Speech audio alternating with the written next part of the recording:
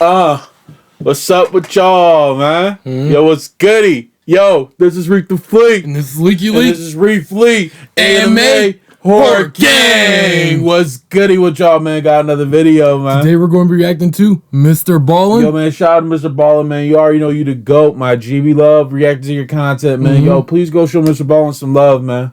So please like, comment, subscribe, and join our big happy family. Yes, man. Join the family, man. Anime Horror Gang, man. Once you join the family, you're a Supreme Kai. You're a loser. You're a supreme loser, man. You already know, man. Yo, we love y'all so much, man. Thank you for subscribing to the family, man. We're almost at 300 subscribers, man. We're so proud about that, man, because we're almost so close to getting monetized and stuff on the channel, man. We really are we are all proud of that, man. We love y'all so much, man. So please sit back, relax, and let's begin. Anime Horror Gang. Let's get it. All right, y'all. What's good with y'all? Yo, we're gonna check out another MR.BALLEN'S joint called "StUPID kilLer so greedy they tried to profit off murder twice."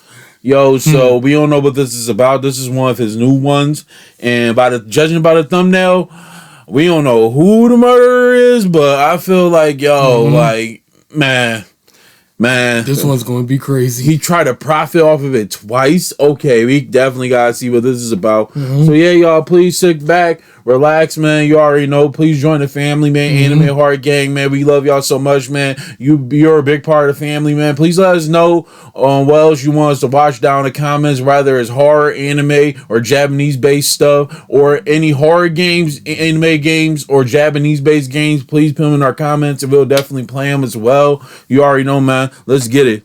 Anime Horror Gang. We rarely cover stories that are still developing because we like to wait to get all the information before we present the story. But when we heard about today's story, we knew right away we had to make an exception and post the story right now. The plot of this story you're going to hear today is so absurd, it just sounds like fiction. Bad fiction, like badly written, unrelatable fiction. But it's not fiction. It's true. It really happened. But before we get into this totally absurd story, if you're a fan of the strange, dark, and mysterious delivered in story format, then you've come to the right place because that's all we do, and we upload once a week. So, if that's of interest to you, please replace the like button's toilet paper with the kind that doesn't have a good seam on the outside, and you end up ripping it to pieces just to get it started. Also, please subscribe to our channel and turn on all notifications so you don't miss any of our weekly uploads. Okay, let's get into today's story. Shout out to MR.BALLEN'S.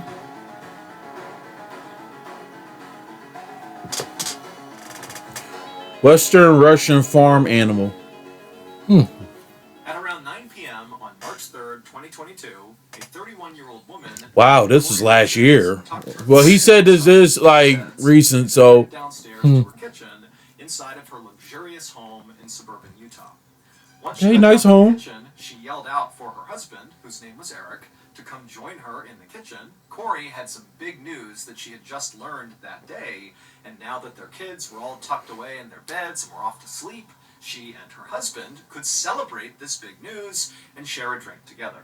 A moment later, Eric walked into the kitchen, and Corey grinned at him and handed him his drink and then gestured for them to go upstairs to their bedroom. That dude looked tasty, though. I'm not going... They sat down on the bed, and then Corey broke the big news. Corey's tiny real estate company had just found out that day that they were very likely going to close on a deal for this gorgeous 20,000 square foot mansion. I'm not going to lie. Now Corey knew once she bought the... That's a nice view right there too. I'm not going front. I would love to live. I feel like without the trees, I feel like that would be a very nice place to stay.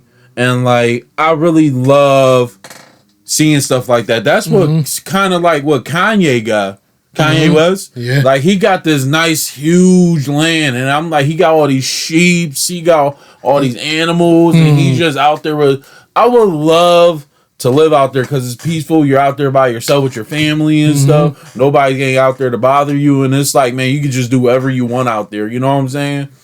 Just peace and quiet, though. Yeah, that's what I love. Like sometimes, like I'm not gonna lie, y'all, being from Buffalo, the city life, in the inner city of Buffalo, I feel like, you know, there's always some stuff happening, but just being out there, like in the countryside, just being out there exploring nature be so beautiful. And I feel like I would rather live out there than just in the inner city while it be a lot of crazy just be happening. Yeah. It'd be too much. Property, she could do a couple of renovations to it and then quickly sell it for $3 million, meaning she was about to make a $1 million profit. That's good. Really hard on her real estate business. That's fire.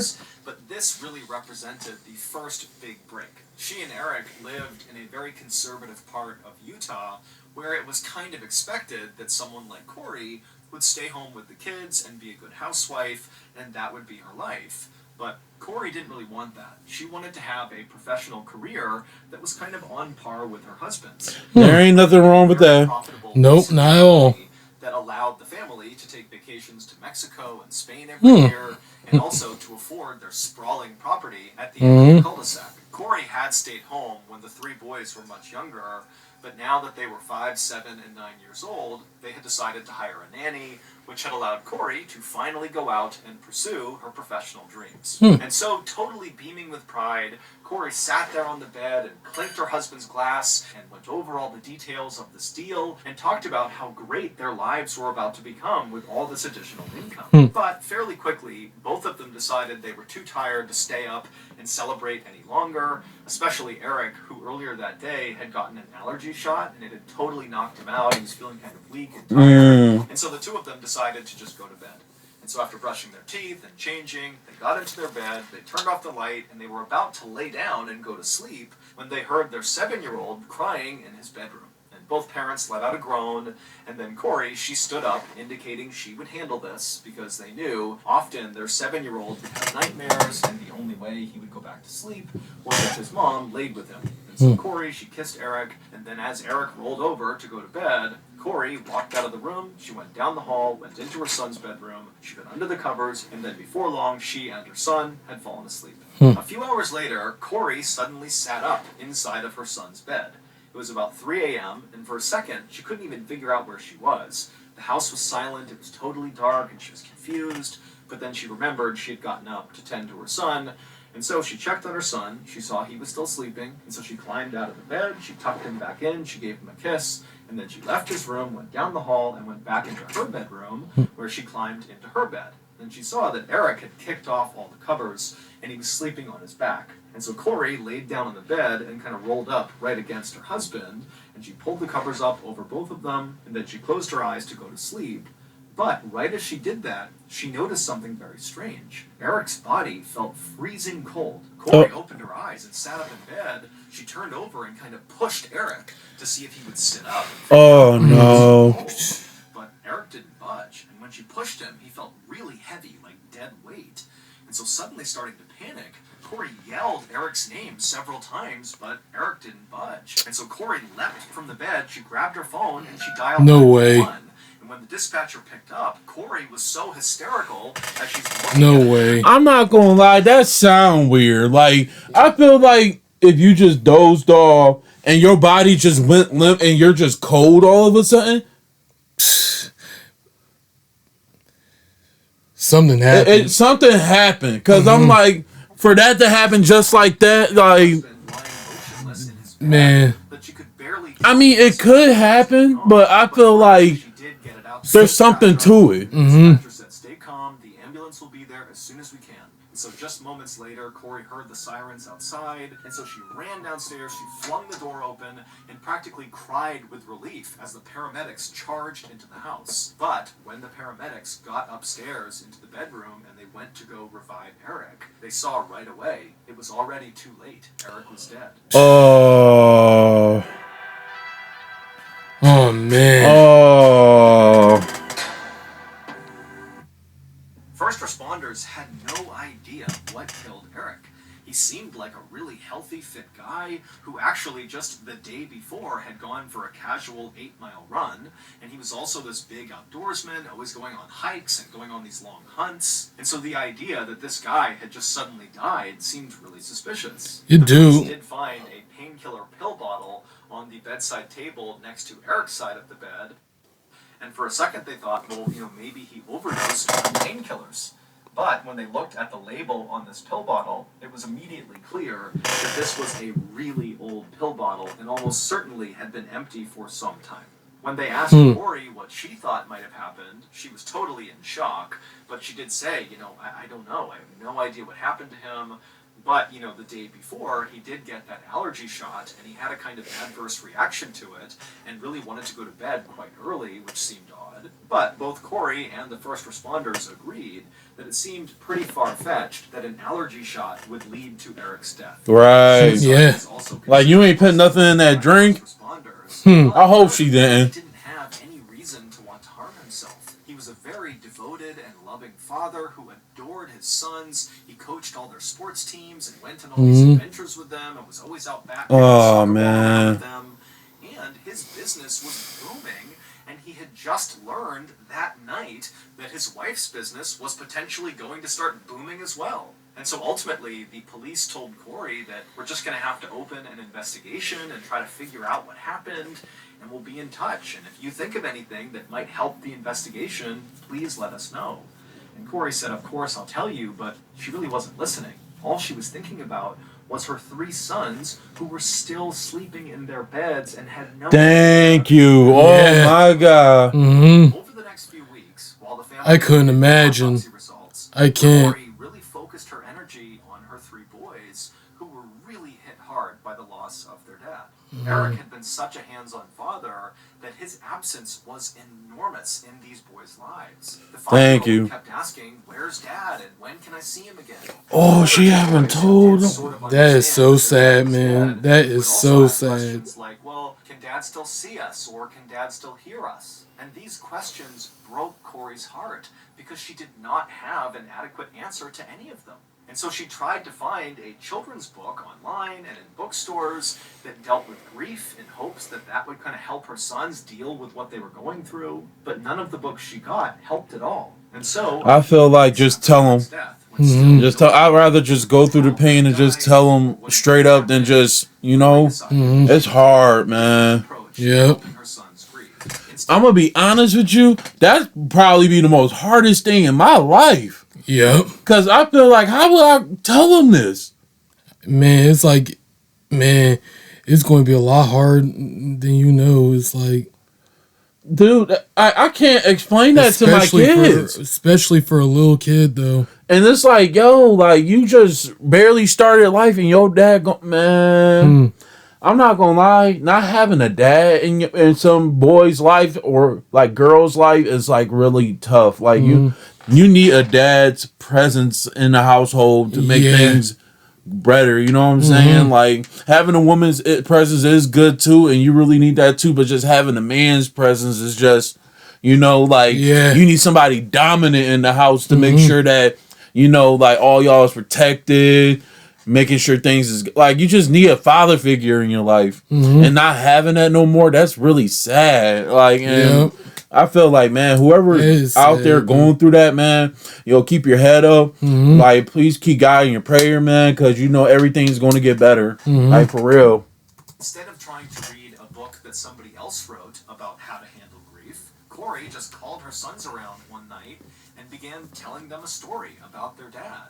And as she told them this kind of made-up story about their dad being this angel that was taking care of them, she began drawing pictures with a crayon and paper of their dad with wings and a halo, and she'd draw the kids down below waving up at their dad, and she would tell the boys that your dad is an angel now, and he's looking down on you, and he can hear you, and he loves you. And this really seemed to work for the boys. It was like for the first time since his passing that the boys kind of connected with the fact that their dad was gone, but they still had this meaningful connection with him.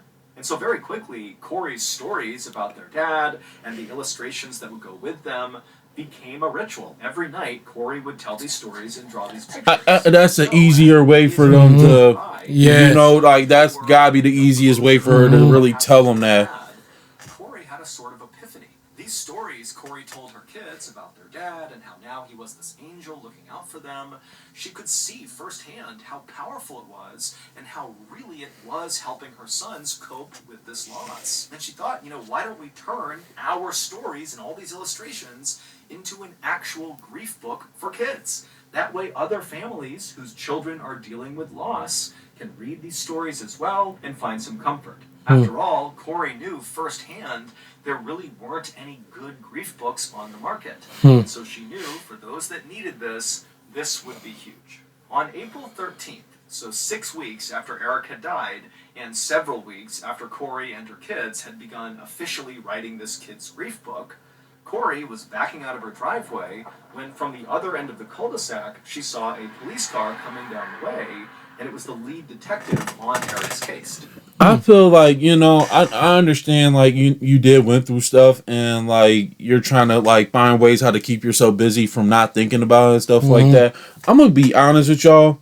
I feel like keeping busy is the good thing to do while someone that you really love just recently passed. But I feel like, I'm just making this for my opinion. This is my opinion. It ain't yours, but it's my opinion. I just can't sit there and be thinking about I'm gonna just write a book knowing like that's not me. I feel like for me coping with something, it'd be completely different from hers because like I need to play the video game or like go to work a lot or something like that, so I won't like think about it too much. Like writing a book and trying like I think that I wanted to do that. Whatever helps you cope. That helps you cope. It amazes me how many people tell me they have binge watched all 300 limited in the Amazon Music app.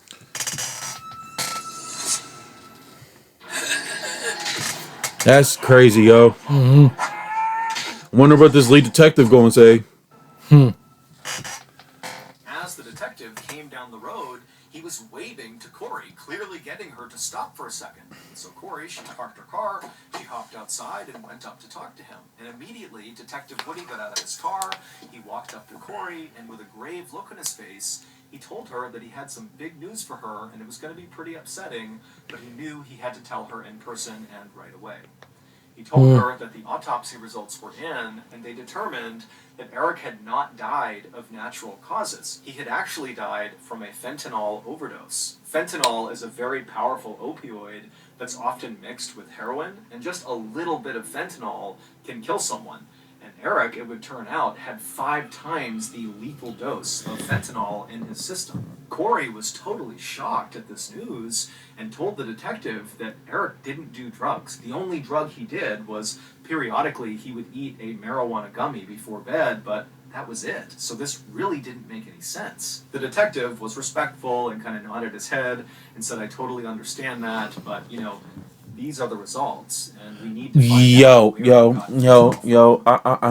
Bruh. I'm just being honest with you.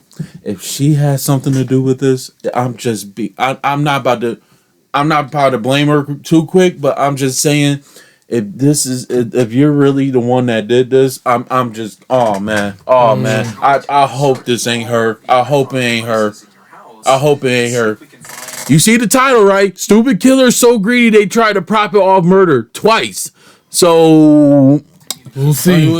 Oh man, please don't let it be her. Told the detective that of course they could do that, but as she began thinking about all of their devices, she suddenly remembered that Eric's business partner, Cody Wright, had actually taken Eric's laptop very shortly after Eric had passed away. Now, Corey didn't know why Cody had taken the laptop, but Cody had been a thorn in both Corey and Eric's side for several years now. And Cody had been very close friends when they had started their masonry business together about a decade ago. But they'd had a serious falling out a few years back. The two men had been on this elk hunting trip, and at one point Eric had illegally shot and killed a bull elk, and Cody had actually reported Eric after this hunting trip to the game wardens, and as a result, Eric got in a lot of trouble and was temporarily banned from hunting anywhere in Utah. The two men still managed to continue to work together. I feel like, bro, if like we're going out and having fun, like, and you're the one that wants to cause and do something crazy, bro, I feel like, man, like, bro, like, what is you doing? You know what I'm saying? Like, I know for like people that really cares about animals, that's really a big deal and stuff. I be feeling like, bro, like, why would you like go and do something like that? And you know it's not right to do that. I don't even know. That's like going out to the bar and all of us having a good time, and you're the main one starting fights. Yeah. And starting with people talking junk about people, and then you're the one that's running off and stuff like that. And now we gotta take up your fight and fight for you. Yeah. Like, you know what I'm saying? Like, bro, what you doing, bro? That's crazy. I feel like I mean, I'm the type, like, I wouldn't have went to the authority. I would have been like, bro, don't do that again, bro. Like, you know what I'm saying? Like, if you did it next time, then I would have felt like, bro, like, okay, now you're dumbing. But if it was like me, for example, like, I'd be like, yo, bro, why would you do that? I wouldn't have went to authorities on you. Like, I would have been like, don't do that again. That's not cool, bro. Like, you know what I'm saying? Yeah. And build their masonry business, but it was very clear. And businesses do be like, and another thing, y'all, if y'all do start a business, please make with somebody else, please make sure that this person is 100% with you and not like trying to like break the, like, trust me, y'all. Someone will literally burn down your whole ship just because they're not the captain. Literally. That's the best way I could put it. People, if you have a business partner, please make sure they're the right person to do business with. Because someone will screw you over in a heartbeat so quick and like try to do stuff to you so quick. You're going to see who your real friends is. Yeah. When you're managing a business, you're going to see who your real friends is. Like, y'all, like for me and Leaky Leak, we don't even like, we look at this our channel so much, like we so into this YouTube thing. I just feel like we don't even look at it as like, we do look at it as a business, but I feel like we look at it as like, yo, we're having so much fun doing it. It don't feel like we're running a business. And we're both on the same page too. With exactly. So it's kind of like, please make sure if you having a business partner, please make sure that it's the right person you're doing it with. Just don't pick no random dude off the street because that's not going to work. It's not. Never be repaired. Now, Corey didn't get into all the details of the tensions with Cody, but she did tell Detective Woody that, you know, if you want access to Eric's laptop, you got to go talk to Cody because he took it for some reason. And also, you really just ought to talk to Cody in general because, you know, maybe he has more to do with what happened to Eric and this whole fentanyl thing than he's letting on. The detective told Corey... I hope he ain't try to, like, off him so you could get the rest of the company. Yeah. All the devices, and that he would go talk to Cody and try to retrieve Eric's laptop. Because that is suspicious right there, though. And said they'd be in touch soon. But after this conversation with Corey, the investigation into Eric's death kind of stalled out. When police did follow up with Cody, they didn't find anything really worth pursuing. And outside of talking to Cody, no new information came in about Eric's death or about, you know, his connection to fentanyl. And so really there was nothing for police to operate on. And so while the family just kind of waited for more information to come out about whatever happened to Eric, Corey just focused her energy on taking care of her 3 boys and writing this grief book with them.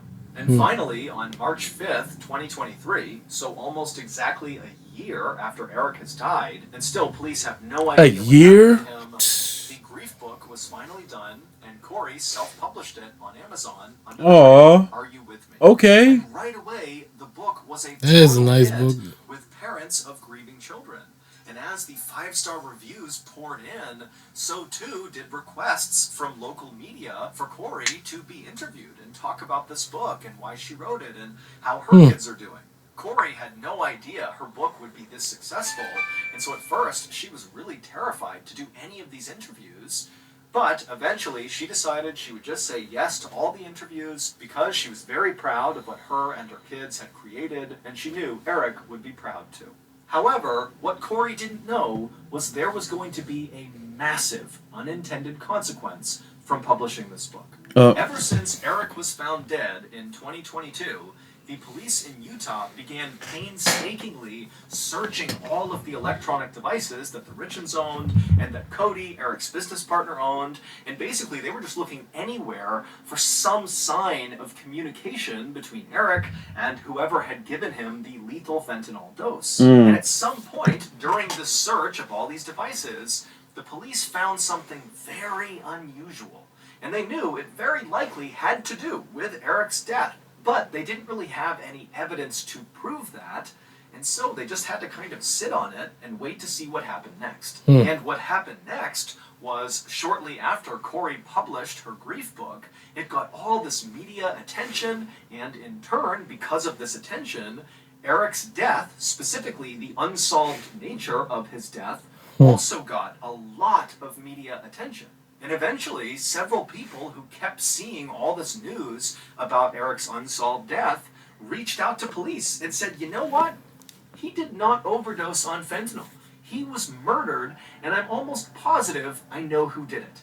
And lo and behold, the alleged killer that all these people brought up to the police was the same person that the police in Utah had become suspicious of because of all those unusual things they had found during their search of all of the electronic devices. And so, on May 8th, 2023... I'm not gonna lie, I gotta give it to Mr. Ballin. He be so...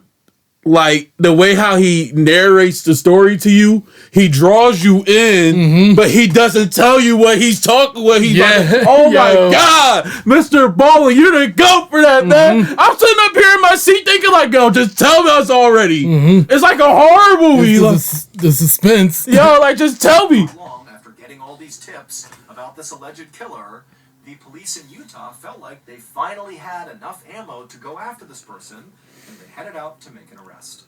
While we don't know for sure what happened, because again, this story, it's ongoing. This case has not even gone to trial yet. Here is what prosecutors say really happened to Eric Richins on March 3rd, 2022, the night he died. That night, Eric was upstairs when he heard Corey down in the kitchen calling for him, saying to come down and join her. And so he went downstairs, he went into the kitchen, and immediately he saw his wife grinning ear to ear, and she promptly handed him a drink and said, Why do I felt like it? Celebrate. And after the two of them, I felt like, did she put something in there? Because I felt, man. Yo, that got me scared now, nervous too. Yo, let's just hear this. I'm gonna make my comment. to their bedroom, Corey told Eric all about this big real estate deal and how their company was about to profit $1 million. And then after that, they clinked their glasses together, said cheers, and took a sip from their cups. The drink that Corey made for both of them was called a Moscow Mule. It's made with ginger beer, vodka, and lime. But when Corey mixed Eric's Moscow Mule, she added one additional ingredient, a lethal dose of fentanyl. It would turn out Corey had been stealing money from Eric's bank accounts, and he had found out. Eric also had discovered that Corey had been taking out these massive loans in their family's name, which Eric was really upset about. In fact, Eric was so upset with Corey that he wanted a divorce and was talking to his lawyer.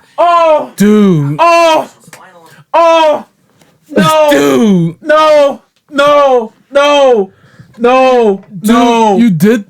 No way! No!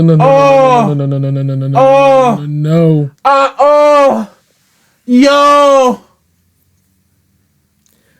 Oh my God! I can't.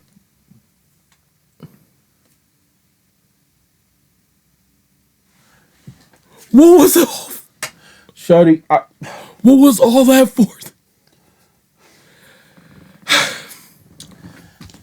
Yo, what was that all for? I can't. Yo, I can't right now. Yo, I'm gonna be honest with you. No way. I know it's an ongoing case, but I feel like no way. Shorty, if you did this,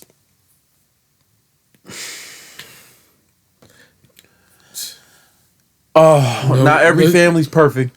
Yeah. Realized that Corey could not touch his money.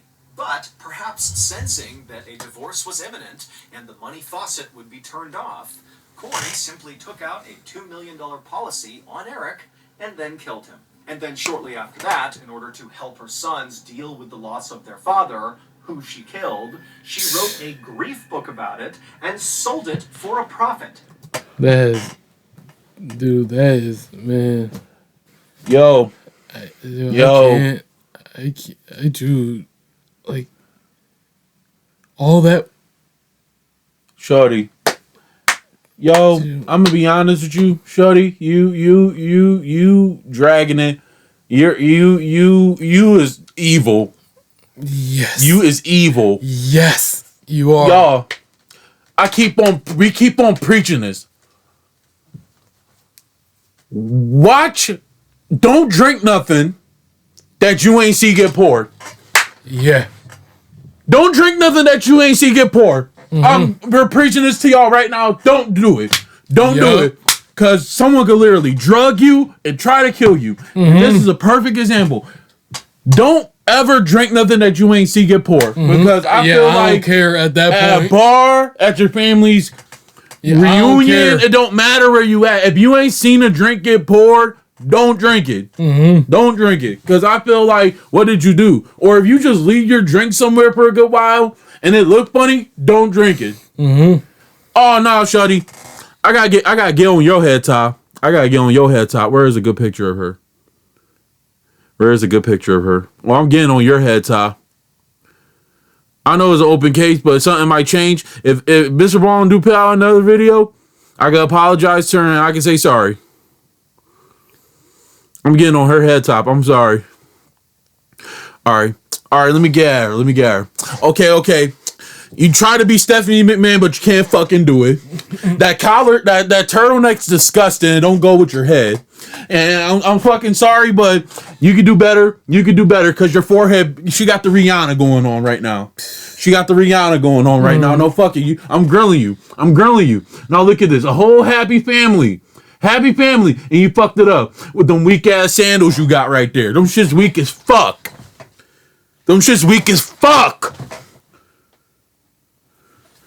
Yeah, I just can't though. Still, yeah, I'm sorry. I'm just being honest with you. You're fucking evil. Man, you're fucking evil. Like, I'm just speechless. What? And then your hair look dry, shorty. I'm just be brutally honest with you. Your hair look dry. And you gonna cook this cocktail of death right here and serve it to him. Like, man,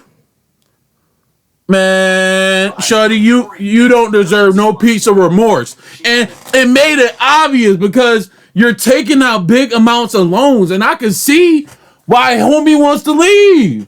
Cause it's like, dude, who wants to be married to somebody that's taking out mad money and then you gotta cover up for them? That's gonna make y'all look crazy. And you married to this person? And it's so sick, y'all, because it really be people out here trying to kill somebody that they're married to for fucking money. For money. Money is not everything. Yeah, I just can't with this, man. So you're just marrying me just because I got a nice business and you just trying to profit off of me? Y'all, be aware of the red flags before you marry somebody. Please just stay, be on it before you marry somebody, put a ring on it, and then when make it bad, you got kids with this person. I feel sorry for them boys, bro.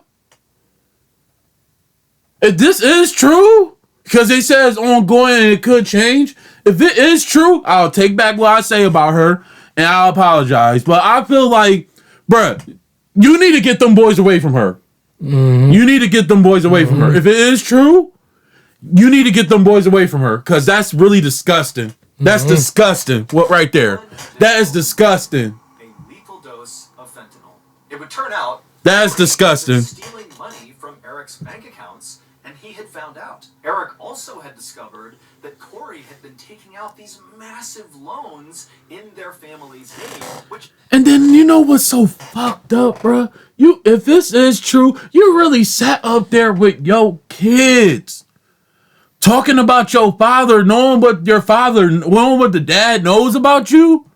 You went and offed them, and then when you went and offed them, I'm still on homie who took the computer. I'm still feeling like, yo, I don't know, like he's still questionable too. But I feel like, yo, you offed them, and then you wrote a book about this. That is so wrong right there, man. You wrote a book about it. Dude, that is so wrong right there. And then it's so y'all please watch out for the red flags when you're talking to somebody, man or women. If you're dating somebody, watch out for the red flags that they're doing. Please be aware of that because you so blind in love, you don't even pay attention to stuff like that. Y'all, please don't be blind to love. Please look out for the red flags because red flags are very important. You don't want to marry somebody that could give you a much of a problem in your marriage or give you a big ass headache. Because that shit is crazy. Eric was really upset about it. In fact, Eric was so upset with Corey that he wanted a divorce and was talking to a divorce lawyer and making sure after the divorce was finalized that Corey could not touch his money. But perhaps sensing that a divorce was imminent and the money faucet would be turned off, Corey simply took out a $2 million policy on Eric and then killed him. And then shortly after that, in order to help her sons deal with the loss of their father, who she killed, she wrote a grief book about it and sold it for a profit. Police say Corey had been working for weeks to figure out the right fentanyl dose to give to her husband. On Valentine's Day that year, Corey had given Eric a poisoned sandwich that had fentanyl in it that she attached a love note to, but it obviously did not kill Eric. He just broke out in hives. So Corey got a... Oh my God. She put it in his drink on March 3rd, and this time it worked.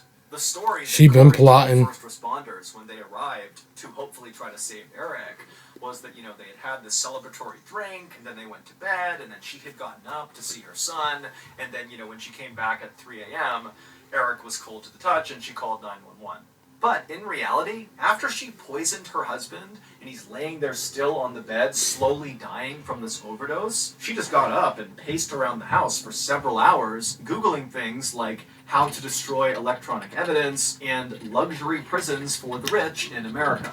These searches were, of course, the highly unusual and suspicious things. Oh, yeah, she did it. Oh, she had to do it. All those devices she had to do it. The search. But as much as it made that don't make no sense. Corey That don't had something to do with this, they didn't have enough to actually arrest her. However, after Corey published her grief book and went on this big tour promoting her grief book, Eric's family, who's watching this happen on TV and listening to the radios, I mean, they just couldn't take it. It disgusted them because they secretly believed that Corey had killed Eric over money. They didn't like Corey to begin with, and it just felt like she did this, and now she's profiting on Eric's death. And so family members began reaching out to police in Utah, and they said, you really need to look into Corey. We think she killed Eric. Yeah, I'm going to be honest with you. Rest in peace to Eric, man, because, yo, you was really a good father, man, and you was taken from your boys way too soon. Yeah. And I feel like if this is really true that she really did this, yo, she is a fucking monster, bro. She is a monster, and you're profiting off of his... oh, my God. Oh, my God, that's disgusting. She's a killer. Ultimately, it was those calls from Eric's family to the police combined with Corey's very unusual and suspicious search history and electronic activity on the night that Eric died that allowed police to arrest her at her home on May 8th, 2023. Corey, who denies any wrongdoing and says she did not kill her husband, is currently charged with aggravated murder, which could lead to the death penalty if she's convicted. Oh, she's being held shoot. without bail while she awaits trial, and her book, Are You With Me?, is no longer being sold on Amazon. Wow. On June 8th, 1989, in Pikeville, Kentucky, a young woman stood outside on the second-floor balcony. What's this, Mr. Ballin? And staring down anxiously at the parking lot below. A few minutes later, a little Ford Tempo car pulled into the lot, and the driver got out and started walking towards the first floor of the motel. When the woman saw who the driver was, she instantly flicked her cigarette and began charging down the outside stairs 2 at a time to go cut the driver off. Moments later, the young woman and the driver would be inside of that little Ford Tempo car together, speeding down a dark mountain road, screaming at each other about what the heck they were going to do now. What happened that night inside of that little car after the driver had finally pulled over on that dark road would be oh man, this is one of his joints' podcast. Would actually report that it literally in its entirety. Yo, Mr. Ballin doing his thing, man. Like this before. So that's gonna do it. If you got something out of today's story, be sure to check out our podcast called the Mr. Ballin Podcast. Yo, shout out to Mr. Ballin, man. Yo, go check out his podcast in the Mr. Ballin Shorts, man. Yo, Mr. Ballin, please, if you do see this, please give us an update on that case because I need to know because we need to know because I feel like if she didn't do it, I'll take all what I say back about her. We'll take all what we said back about her, and we'll apologize. But I feel like if she really did do this, throw the book. Throw the book. Throw the book. Because I feel like I don't, man. Throw the book. That's crazy. Yo, that's really disgusting. For some money, bro. For some money. It's like they say, money's the root of all evil. And it's sad, y'all. Like, if you ain't, man, like, this teaches you don't drink nothing that you ain't seen get poured.